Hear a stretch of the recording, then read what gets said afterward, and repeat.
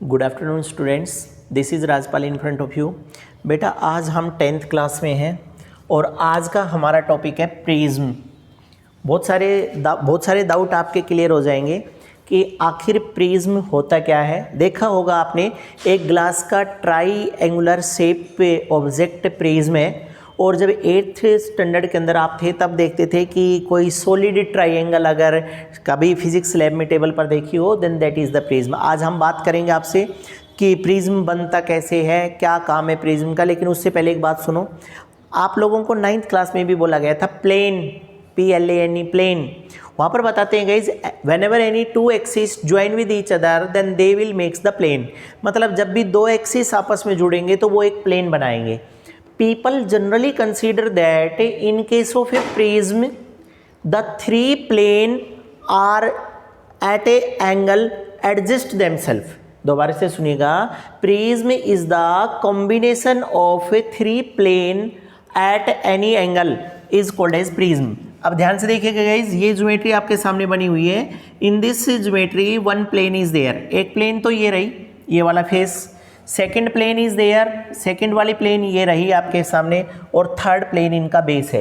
It means जब तीन plane किसी एंगल के ऊपर एडजस्ट करती है then that transparent material of three planes is responsible for making the prism.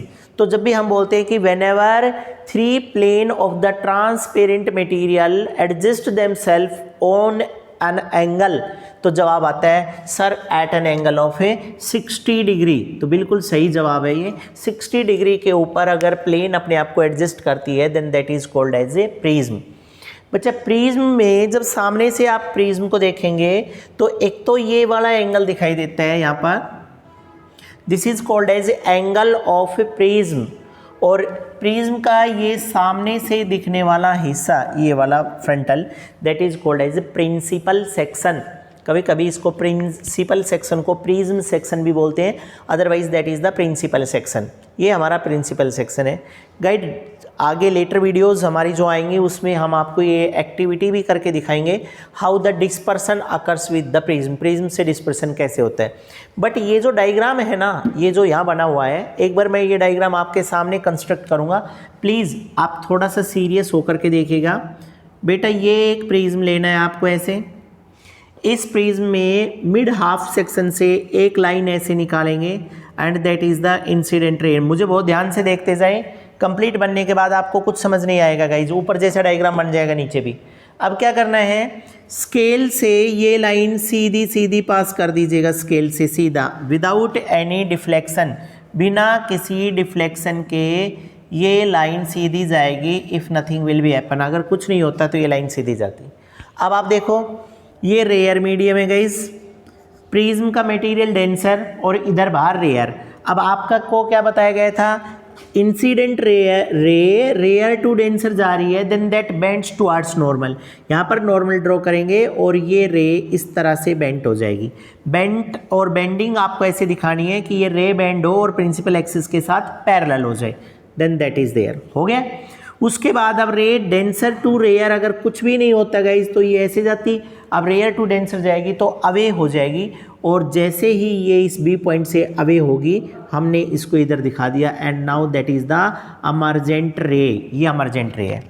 अब आपको क्या करना है गाइज, अमर्जेंट रे को बच्चा पीछे बढ़ाओ, अमर्जेंट रे बढ़ाइए बढ़ाइए पीछे, अमर्जेंट रे यहाँ चली गई हमारी। तो अमर्जेंट रे जिस एंगल पर इंसिडेंट रे को कट करती है उस जगह पर पी पॉइंट देंगे and that is the angle delta. ये एंगल डेल्टा है, एंगल ऑफ डिस्पर्सन, दैट रे गेट बी डिस्पर्स देयर। अब क्या करेंगे आप, इस ए पॉइंट से, ये ए पॉइंट और ये बी पॉइंट, बच्चा ए पॉइंट से एक नॉर्मल ऐसे डालना है कि इस अमर्जेंट रे के साथ पैरेलल हो जाए ऐसे, और बी पॉइंट से एक नॉर्मल इस तरह से डालना है कि ये ऊपर वाली रे के साथ पैरेलल हो जाए ऐसे। यानी कि एक लाइन इधर से पैरेलल और एक लाइन यहाँ से पैरेलल ऐसे आए, इन दिस वे। ये ऐसे पैरेलल है, ये नॉर्मल है, इधर ये लिख दिया गया है नॉर्मल, ये भी नॉर्मल है, और इसको बोलते हैं angle delta, the angle of prism. इस तरह से बना है, देखो इंसिडेंट रे, रिफ्रैक्टेड रे, अमर्जेंट रे, कैसे आई पता चल गया आप लोगों को guys, that is the dispersion. ये डिस्पर्सन है, आप लोग ध्यान रखें, डिस्पर्सन प्रिज्म के अंदर हो रहा है यहाँ। तो अब पता चला। अब गाइज इतना अगर फिगर आपको बनाना आ गया तो अब हमारे पास है dispersion of white light. Dispersion of white light का मतलब है when a ray of white light pass through the prism then it get be scatter into 7 colour. जब भी एक वाइट कलर की रे प्रिज्म के अंदर से पास होगी तो ये 7 रंगों में बट जाएगी। यहाँ से गाइज इनके और इनके बीच में ये 1 नंबर है, यहाँ अंदर से जाएगी, ध्यान रखना 2 नंबर, ये 3 नंबर और इसी तरह से जाते हुए ये 7 नंबर ऐसे। और ये जो नंबरिंग दी गई है ये सब लोग जानते हैं, VIBGYOR, विबग्योर। ये है हमारे पास violet, indigo, blue, green, yellow, orange और रेड। इस तरह से वेरियस कलर्स के अंदर बट जाएगी। वाइट रे का 7 कलर के अंदर बटना that is called as dispersion of white light. और बच्चा ये जो प्रोसेस है ना, this process scattering of white light, a process in which white light get be scatter, फैल जाती है, then that is called as scattering.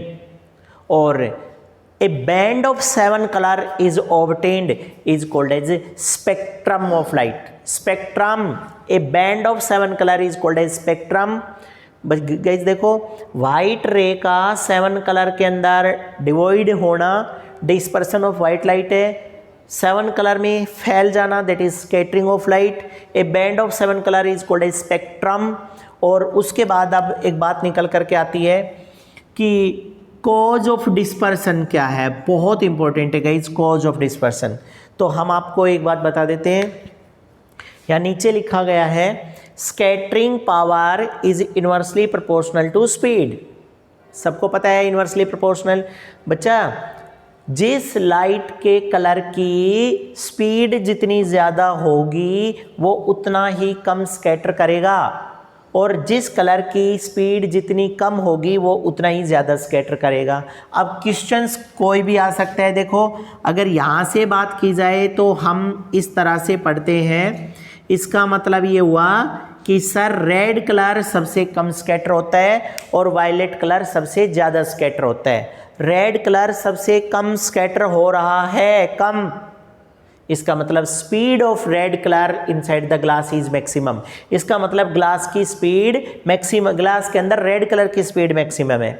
और जो कलर सबसे ज़्यादा डिस्पर्स हो रहा है वायलेट कलर, वायलेट कलर सबसे ज़्यादा स्कैटर कर रहा है या डिस्पर्स हो रहा है, इसका मतलब ये सबसे ज़्यादा है तो ये सबसे कम। इसका मतलब speed of the violet light inside the glass is minimum.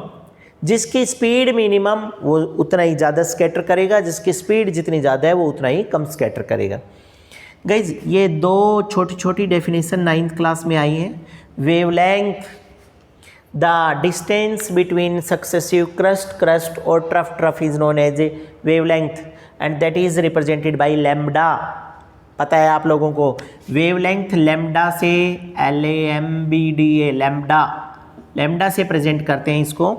और frequency, total number of waves passing through the point in 1 second, 1 second में कितनी वेव्स पास हो रही हैं, then that is called as frequency.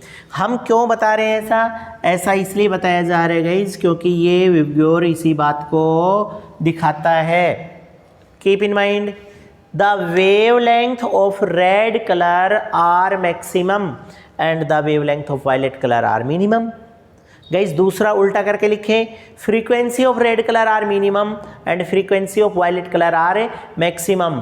Bio की टीचर एक question बताएंगी बेटा आपको, rate of photosynthesis out of red and violet colour, red और वायलेट में से इन दोनों में से कौन से कलर के लाइट में रेट ऑफ फोटोसिंथेसिस सबसे ज़्यादा होता है। तो प्लीज़ ध्यान रखें वायलेट कलर के अंदर रेट ऑफ फोटोसिंथेसिस सबसे ज़्यादा होगी।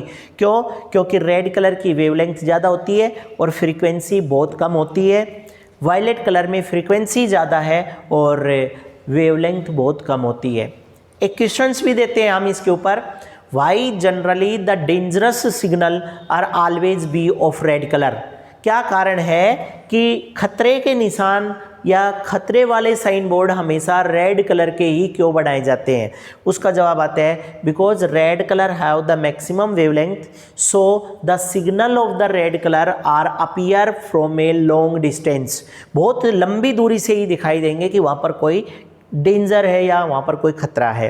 इसलिए guys dangerous signal are generally of red colour not that of the violet. पता चल गया आप लोगों को?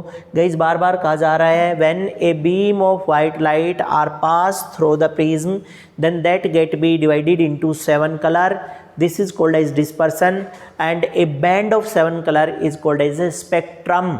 वो हमारे पास स्पेक्ट्रम है। आई होप गाइज आपको ये इंट्रोडक्शन प्रिज्म का क्लियर हो गया होगा।